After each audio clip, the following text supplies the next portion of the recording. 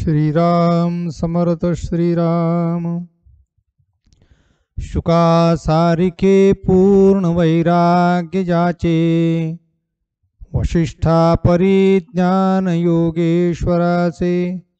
कवी वाल्मिका सारिखा मान्य ऐसा, नमस्कार माझा सद्गुरु रामदासा। मला वाटते अंतरित्वा बसावे, तुझ्या दासबोधासित्वा बोध व्हावे। अपत्या परी पाववी प्रेमग्रासा, महाराज या सद्गुरु रामदासा। जय जय रघुवीर समर्थ, सब संतन की जय। भारत माता की जय। श्रोता वक्ता श्रीराम समर्थ श्रीराम। उपस्थित सर्व साधक बंधू आणि भगिनींनो, श्री समर्थांनी दशक 7 समाज 7 यामध्ये कोणता बोध केला हे आपण ओवी क्रमांक 40 पर्यंत पाहिलेला आहे। आज 41 च्या पुढील भाग आपण पाहणार आहोत। श्रीराम समर्थ श्रीराम। आपणास नमुजे बरवे, म्हणून मिथ्या कैचे म्हणावे। ना तरी सुदृढ धरावे, सद्गुरु मुखे श्रीराम। जय जय रघुवीर समर्थ। श्री समर्थांनी ज्या व्यक्तीला स्वतःचा स्वानुभव आला नाही, ज्याला प्रत्यक्ष त्याची अनुभूती आली नाही, असा व्यक्ती कुठल्याही सत्य गोष्टीला सुद्धा मिथ्या म्हणू शकतो आणि मिथ्या गोष्टीला सुद्धा सत्य म्हणू शकतो।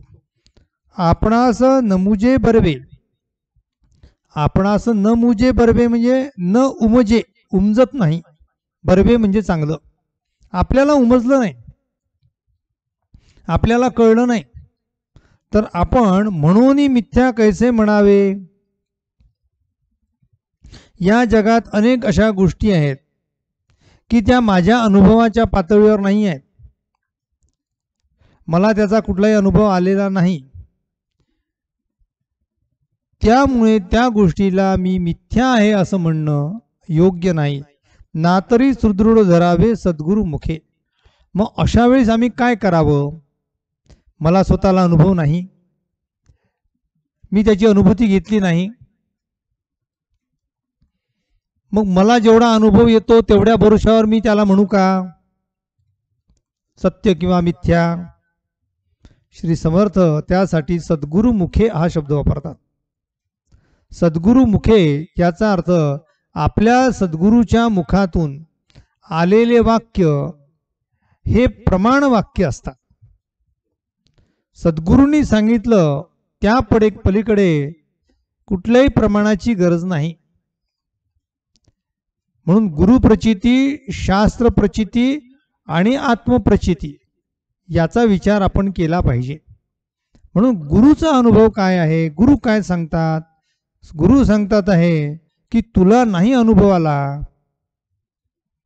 म्हणून त्यावर तू त्याला असत्य मानू नको, किंवा तुला जो अनुभव आला तो सत्यही मानू नको, कारण तो मीला धरून आलेला अनुभव हा मिथ्या अनुभव असतो। म्हणून समर्थ म्हणतात आहे, मिथ्या तेची सत्य झाले, सत्य असून मिथ्य केले, संदेह सागरी बुडाले, अकस्मात जन श्रीराम। सगळे लोक अचानक या संदेहाच्या म्हणजे संशयाच्या भोवऱ्यामध्ये अडकले, त्या सागरामध्ये बुडाले आहेत। किंवा जर सद्गुरूचं तुम्ही ऐकलं नाही तर व्यवहारिक उदाहरण पाहू। पृथ्वी कशी आहे या प्रश्नाचं उत्तर जर मुलांना विचारलं तर मुलं काय, मोठी लोक सुद्धा तेच उत्तर देतील की पृथ्वी गोल आहे। आता पृथ्वी गोल आहे याचं काय प्रमाण आहे तुमच्याकडे? काय अनुभव आहे? जेव्हा एखादी वस्तू गोल आहे हे सांगायचं असेल तर त्या वस्तूला मी पाहिलं पाहिजे.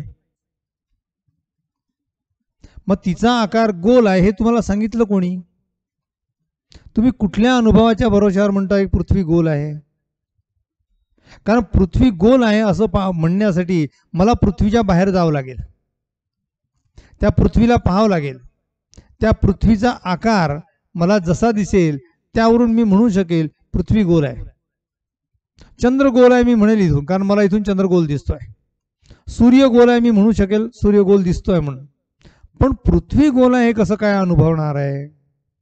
तुम्ही पृथ्वीच्या बाहेर गेले नाही, पृथ्वीचं तुम्ही स्वतः काही फोटोग्राफी केली नाही. पृथ्वी गोल आहे हे कुठल्याही अनुभवाच्या पातळीवर मला कळलं नाही, आपल्याला आलं नाही, तरी सुद्धा आम्ही ठामपणे सांगतोय पृथ्वी गोल आहे. याचं काय कारण आहे? याचं कारण आहे सद्गुरु मुखे. ज्याप्रमाणे भौतिक जगतामध्ये जे वैज्ञानिक होऊन गेले, जे सायंटिस्ट होऊन गेले, ज्यांनी त्याचं संशोधन केलं, त्या लोकांनी हे शोधूनच काढलेलं आहे.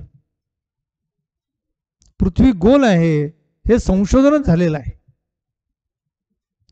त्यामुळे आता त्यांनीच त्याला गोल म्हटल्यामुळे आपण त्या पृथ्वीला गोल म्हणतो आहोत. आता सध्या प्रश्नांची उत्तर येतात की पृथ्वी गोल आहे याचा सिद्धांत स्पष्ट करण्यासाठी 2 उदाहरणं सांगा. मग त्यातले एक उदाहरण दिले जाते, आकाश पृथ्वीला टेकलेला दिसते, यावरून पृथ्वी गोल आहे हे सिद्ध होते. याचा अर्थ असा की सद्गुरु मुखातून आम्हाला जर एखादी गोष्ट कळली असेल तर त्यांनी ते प्रमाणाने सिद्ध केलेलं आहे, ते शास्त्राधारे सिद्ध केलेलं आहे. त्यामुळे त्यांच्या वचनावर आम्ही विश्वास ठेवावा. दुसरं उदाहरण देतो. पृथ्वी फिरते.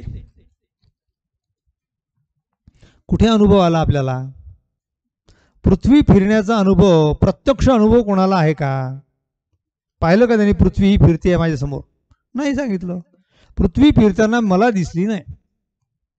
आज माझं घर इथे आहे, उद्या माझं घर तिकडे गेलेलं नाही. किंवा मी आज असा सरळ आहे, उद्या मी असा तिरपा झालेलो नाही. कारण पृथ्वी गोल असेल ती फिरत असेल. पृथ्वी गोल आहे आणि ती फिरती आहे तर मी तिरपा व्हायला पाहिजे. म्हणजे मला प्रत्यक्ष त्याचा काही अनुभव फिरण्याचा नाही आहे. ती परिवलन आणि परिभ्रमण या दोन्ही गती मला कळत नाहीत. मग तरी सुद्धा मी पृथ्वी फिरते कसं म्हणतो आहे? याचा अर्थ आहे सद्गुरु मुखे शास्त्र सांगते, विज्ञान सांगते आणि ते सिद्ध झालेलं आहे. जेव्हा एखादी गोष्ट सिद्ध झालेली असते त्यावेळेस सामान्य माणसाने मानलं काय आणि नाही मानलं काय? मी पृथ्वी फिरत नाही असं मानलं, काय फरक पडणार आहे? पृथ्वी फिरतेच आहे. तसं ब्रह्म आहे हे तुम्ही मानलं काय आणि नाही मानलं काय? ते ब्रह्म आहे ते आहेच. जगत हे मिथ्या आहे, पण तुम्ही सत्य मानलं काय आणि मिथ्या मानलं काय? जे मिथ्या आहे ते मिथ्याच आहे. म्हणजे जी गोष्ट असत्य आहे, मिथ्या आहे, ती मिथ्याच आहे.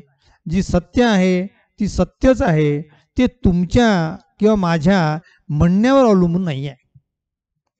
म्हणून यासाठी ज्यांनी अनुभव घेतलेला आहे, ज्यांनी आत्मसाक्षात्कार केलेला आहे, ज्यांना शास्त्रप्रचिती, गुरुप्रचिती आणि आत्मप्रचिती आलेली आहे, त्यांना त्या गोष्टी कळलेल्या आहेत आणि त्यांनी त्या लिहून ठेवल्या आहेत.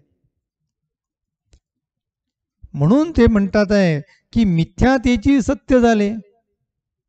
लहान मुलं आगगाडीने जातात आणि गाडीने जात असताना रस्त्याने असलेले झाडं पळताना दिसतात.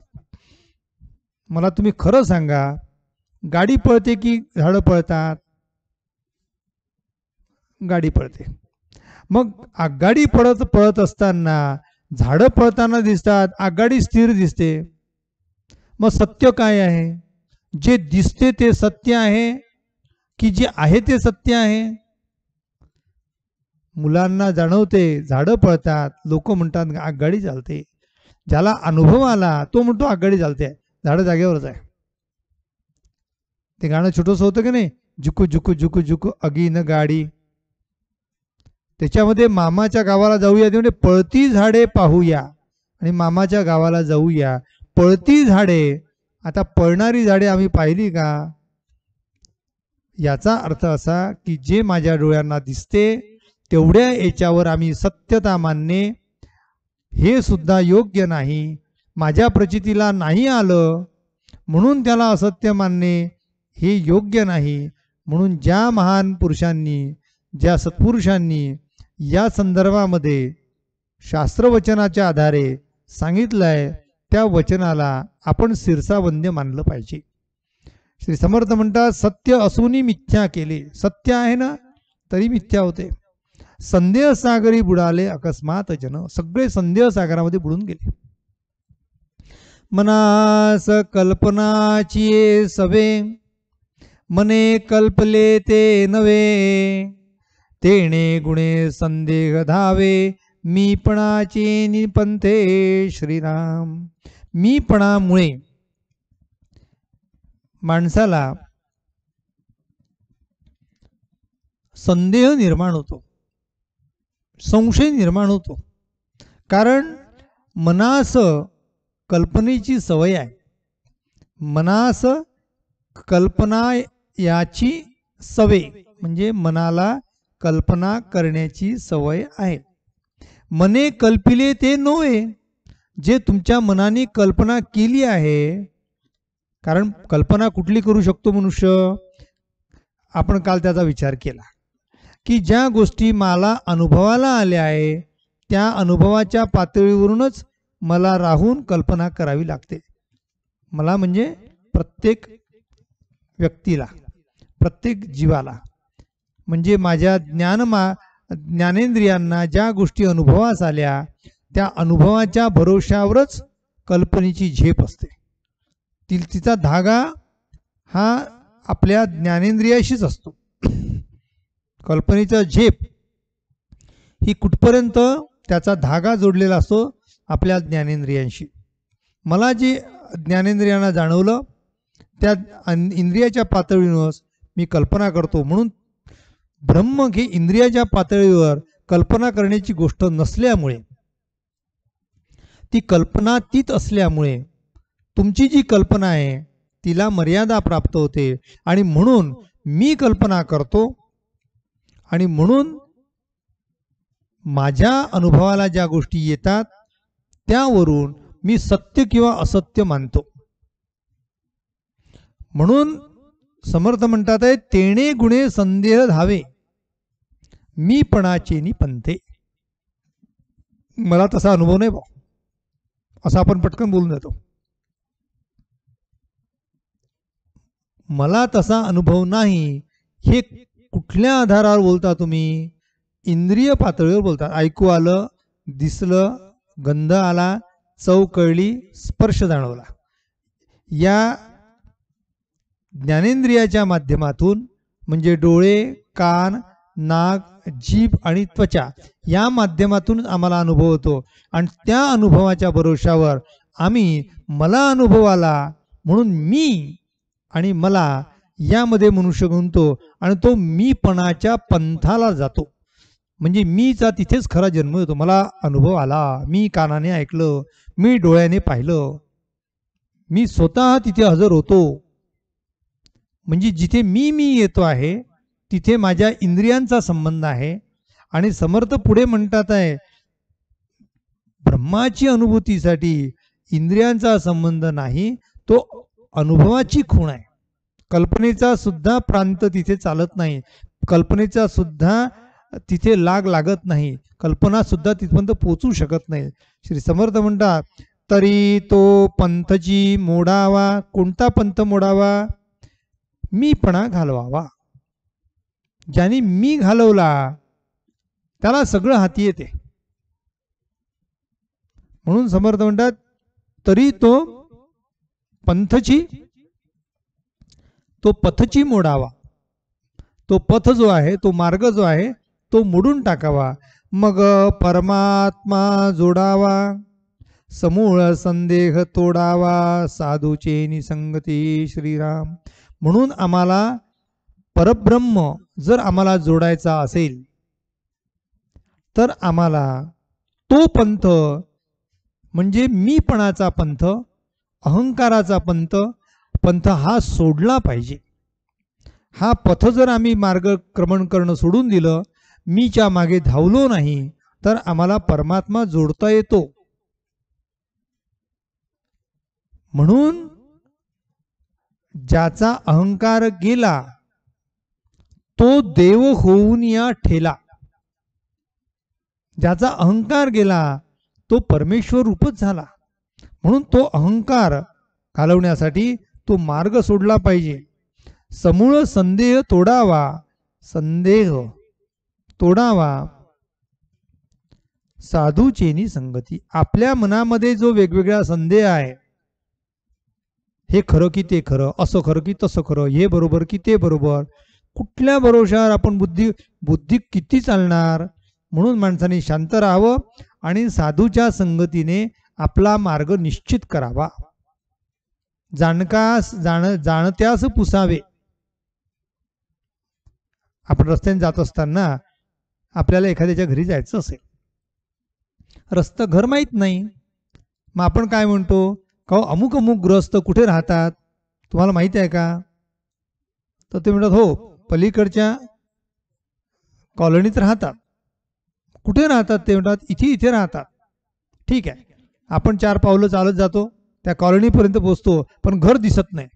पुन्हा बाजूला मनुष्य एखादा दिसतो, एखादा मुलगा दिसतो, त्याला विचारतो का रे इथे अमुक अमुक ग्रस्त राहतात का? तर हे बाजूचंच घर त्यांचं आहे. पण तसेच जर तुम्ही भटकत राहिले असते जाणत्याला न विचारता, तर तुम्ही कितीही भटकले असते तरी सुद्धा तुम्हाला निश्चित स्थळी योग्य वेळेत पोचता आलं नसतं. म्हणून श्री समर्थांनी साधूचेनी संगती असा शब्द वापरलाय. साधू, सज्जन आणि जाणता, त्याच्या संगतीने आम्हाला त्या गोष्टी प्राप्त करून घ्यायच्या आहे. ज्याला कळलं आहे त्याला विचारावं. आजार झाला आहे डॉक्टरकडे जावं. आध्यात्मिक अडचण आली आहे साधू संतांना विचारावं. नाही भेटले ग्रंथांना विचारावं.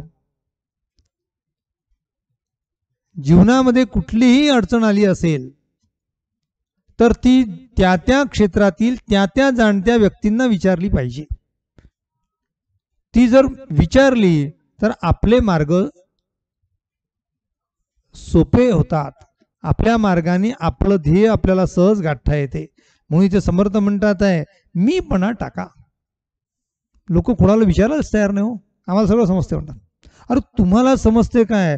तुम्हाला जर समजलं असतं तर एवढे तुम्ही अडचणीत आले असते का? आम्ही अडचणीत काय येतो? मीपणामुळेच माणूस अडचणीत येतो. मी करता ऐसे म्हणसी तेणे तू कष्टी होशी. राम करता म्हणता पावसी यश कीर्ती प्रताप. आम्हाला यश मिळते ते रामाच्या कृपेने मिळते. कीर्ती प्राप्त होते ती प्रभू रामचंद्रांच्या कृपेने प्राप्त होते. आणि यशही मिळते ते सुद्धा प्रभू रामाच्या कृपेने मिळते. मी कोण आहे? नवे कार्य करता भूमी भार झालो. तुझा दास मी व्यर्थ जन्मासी आलो. श्री समर्थांसारखे सिद्ध पुरुष, संत पुरुष, सद्गुरू ते स्वतः म्हणतात की नवे कार्य करता. कशाचा कार्य करता? कशाचा अहंभाव, कशाचा मोह, कशाचा मोठेपणा? ज्या ज्या गोष्टीचा मी अहंकार आजवर केला त्या त्या गोष्टी मी माझ्या शक्तीवर, माझ्या सामर्थ्यावर मी कुठलेही प्राप्त केलेली नाही. रूपाचा अलंकार आई वडिलांची देण, धनाचा अहंकार समाजाची देण, शक्तीचा अहंकार अन्नाची देण. या जगामध्ये कुठलाही जरी अहंकार असेल तर तो अहंकार बाळगण्याचे कारण नाही. कारण तुमच्याजवळ जे महत्त्व प्राप्त झालं आहे ते सद्गुरूंमुळे प्राप्त झालेलं आहे. मनुष्य जेव्हा सगळ्या गोष्टी हताश होतात तेव्हा आपण भगवंताकडे जातो. सगळ्या गोष्टीत आपण कुठल्याही गोष्टीत काही करू शकत नाही आता मार्ग, तेव्हा परमेश्वरा आता तूच ठरव, हे जेव्हा असतं तेव्हा तुमचा सगळा अहंकार जातो असतो. म्हणून समर्थ म्हणतात आहे, अहंकारामुळे सगळ्या गोष्टी नाश पावतात. म्हणून अहंकार घालवला पाहिजे, तो मीपणा घालवला पाहिजे. तो मीपणा म्हणजे कोणता? की मी करता आहे ही भावना. मीपण शस्त्रे तुटेना. आता हा मीपणा घालवायचा तरी कसा, जो शस्त्राने तुटत नाही. मीपण फोडता फुटेना, मीपण सोडिता सुटेना, काही केल्या श्रीराम. मीपण वस्तू नाकळे म्हणजे ब्रह्म. मीपणे भक्ती मावळे, मीपणे भक्ती गळे, वैराग्याची श्रीराम. मीपणे प्रपंच नघडे, मीपणे परमार्थ बुडे, मीपणे सकळही उडे, यशकीर्ती प्रताप श्रीराम. याच ओवीचा वेगळ्या पद्धतीने समर्थ म्हणतात आहे, राम करता म्हणता पावसी, यशकीर्ती प्रताप. मी करता ऐसे म्हणसी, तेणे तू कष्टी होसी. या जगामध्ये कुठलीही गोष्ट जेव्हा टीम वर्क असते, ते टीम वर्क करत असताना जेव्हा एखादा लीडर असतो, त्या लीडरने एखादी गोष्ट जर केली असेल तर लोक चांगलं केलं तर यश मिळते त्या लीडरला, यांनी केलं असं म्हणतात. पण खरंच सांगा, त्या लीडरची भूमिका कुठपर्यंत आहे? जोपर्यंत त्याचे सहकारी त्याला सहकार्य करत नाही, योग्य आपलं काम बजावत नाही, तोपर्यंत तो लीडर सुद्धा योग्य कार्य करू शकत नाही. म्हणून त्यासाठी जो कर्ता आहे, जो मुख्य पुरुष स्वतःला समजतो, त्याने सुद्धा सगळ्यांना महत्त्व दिलं पाहिजे आणि सगळ्यांनी सुद्धा याच्या नेतृत्वाखाली कार्य चालते आहे म्हणून त्यालाही महत्त्व दिलं पाहिजे. जेव्हा दुसरा मनुष्य तिसऱ्याला महत्त्व देईल, आपण सोडून इतर व्यक्ती मोठा आहे असं मानू लागेल, तेव्हा कधी माणसाला यश, कीर्ती आणि प्रताप प्राप्त होईल. पण मी केलं असं जर म्हटलं तर दुःख भोगावं लागेल. त्याच्यातून अहंकार उत्पन्न होईल. अहंकारातून माणसाला काम, क्रोध, मद, मोह, मत्सर, तिरस्कार या सगळ्या गोष्टी अहंकाराची संतती आहे. ही सगळी संतती अहंकाराची आहे. म्हणून मीपणा टाकावा. समर्थ म्हणतात आहे, मीपणामुळे हे सगळं निर्माण होते आहे. मीपणे मैत्री तुटे, मीपणे प्रीती आटे, मीपणे लिकटे अभिमानांगी श्रीराम. लिगटे याचा अर्थ लिपटे, अंगाला जो अभिमान चिटकतो. मीपणे विकल्प उठे, मीपणे कलह सुटे, मीपणे सम्मोह फुटे, ऐक्यतेचा श्रीराम. म्हणून या संसारामध्ये सुद्धा जगत असताना आमचा मीपणा जर आम्ही कायम ठेवला, अहंकार कायम ठेवला, मोठेपणाचा ठेका कायम ठेवला, तर समाजामध्ये सुद्धा लोक तुम्हाला दूरदूर लोटतात. लोक तुम्हाला महत्त्व देत नाही. कितीही त्याच्या जो वैशिष्ट्यपूर्ण जरी काही गोष्टी असल्या तरी लोक त्याला महत्त्व देत नाही. जेव्हा आपल्याकडे गुण आहेत आणि गुणांबरोबर नम्रता आहे तर त्या व्यक्तीची किंमत अधिक होते. सकल करणे जगदीशाचे आणि कवित्वची काय मनुष्याचे, ऐशा अप्रमाण बोलण्याचे काय घ्यावे, हे समर्थाने दासबोधाच्या अंती लिहिलं आहे. म्हणजे एवढं मोठं काव्य करून, एवढं मोठं कार्य करून ते म्हणतात कवित्वची काय मनुष्याचे. हे सुद्धा सामर्थ्य त्या माता सरस्वतीचं आहे.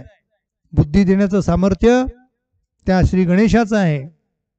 शक्ती देण्याचं कार्य त्या हनुमंताचं आहे. सगळं कार्य ईश्वराचं आहे.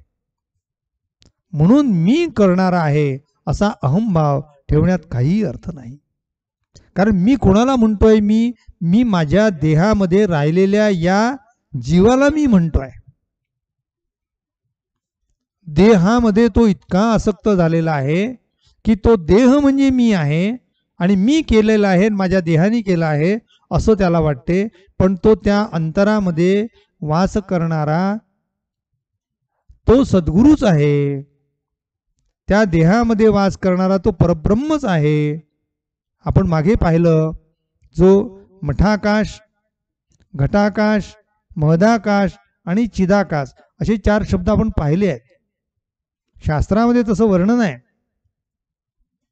घरामध्ये असलेल्या माठाला आकार आहे तो घटाकाश. त्या घटाच्या आतमध्ये निर्माण झालेला आकार त्या बाजूबाजूच्या आवरणामुळे आहे, आजूबाजूच्या आकारामुळे निर्माण झाला आहे. त्यामध्ये असलेलं जे आकाश तत्व आहे ते आकाश तत्व आणि मठाकाश म्हणजे या घरामध्ये असलेलं आकाशाचं तत्व आणि या घराच्या बाहेर असलेलं मधाकाशाचं तत्व हे एकच आहे. किंवा अनंत दिसणारं जे आकाश तत्व आहे हे सुद्धा तेच आहे. चिदाकाश म्हटलं आपण त्याला, हे तेच आहे.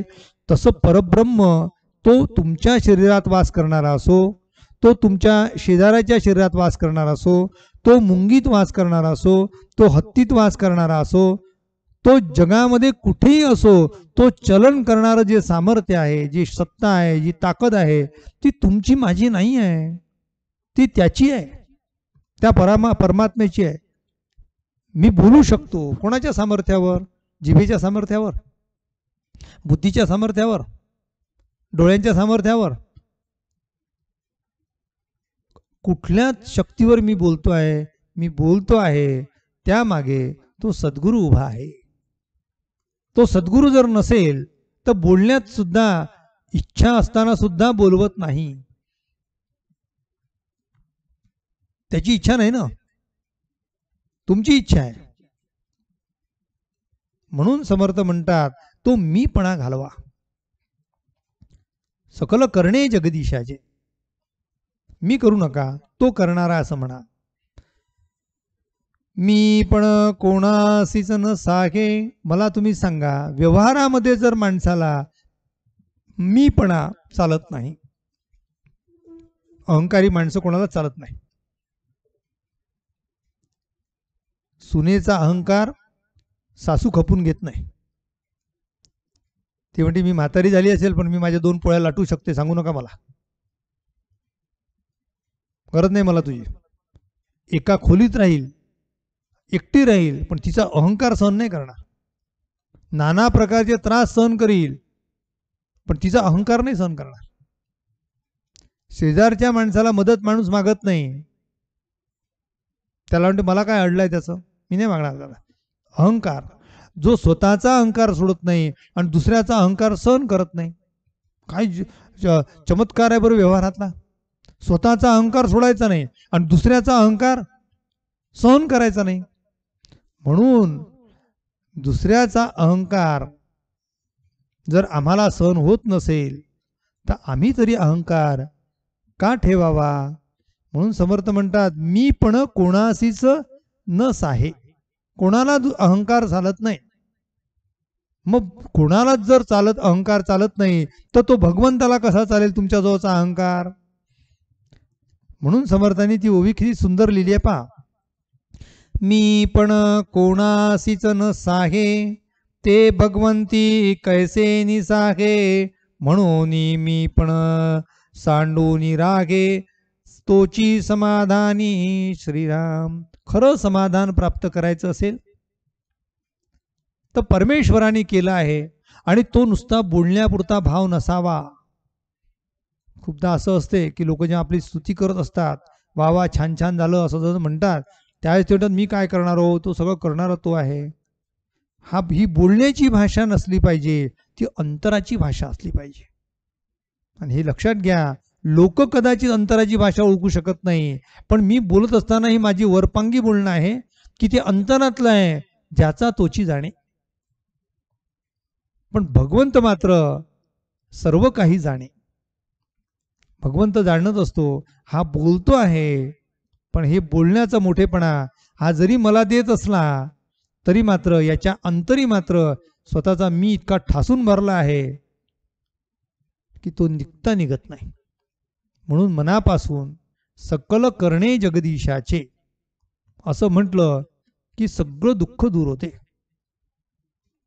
सगळं तो करणार आहे. मग मनुष्य मागतो की ते जे आहे तितकं ते मान्य करायला लागतो. आहे तितके देवाचे ऐसे वर्तणे निश्चयाचे. मग निश्चयाने सांगतो की आता भगवंताचंच करणं आहे. यश मिळालं भगवंताला मिळालं, कीर्ती मिळाली भगवंताला मिळाली, दुःख मिळालं मला तर भगवंताची इच्छा होती की मी याच्यात आनंदी राहावं.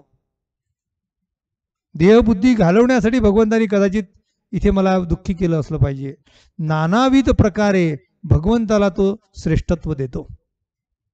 म्हणून श्री समर्थांनी इथे आग्रह धरलेला आहे की मीपणा सोडा. मीपण कैसे त्यागावे. आता शिष्य जागा झाला. त्यांनी प्रश्न विचारला महाराजांना, महाराज आपण सांगताय ते आता मीपणा टाकला पाहिजे इथपर्यंत आम्हाला कळलं. मीपणामुळे सगळा घोटाळा गोंधळ होतो हे मला कळलं.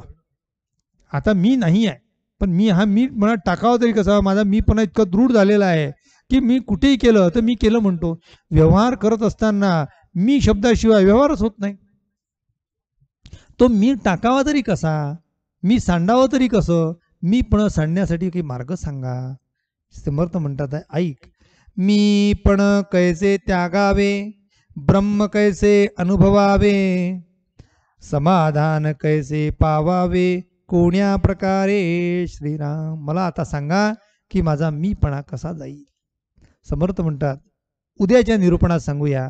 श्री समर्थांची ती ओवी अत्यंत महत्त्वपूर्ण आहे, अतिशय महत्त्वाचा विषय आहे. आपल्या सर्वांना प्रार्थनापूर्वक उद्याच्या निरूपणासाठी आमंत्रित करतो आणि आजची निरूपण सेवा इथेच संपन्न करतो.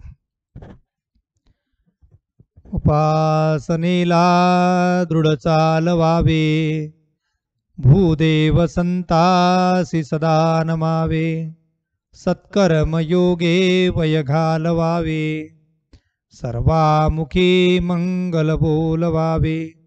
जय जय रघुवीर समर्थ. सब संतन की जय. भारत माता की जय. श्रोता भक्ता श्रीराम समर्थ श्रीराम.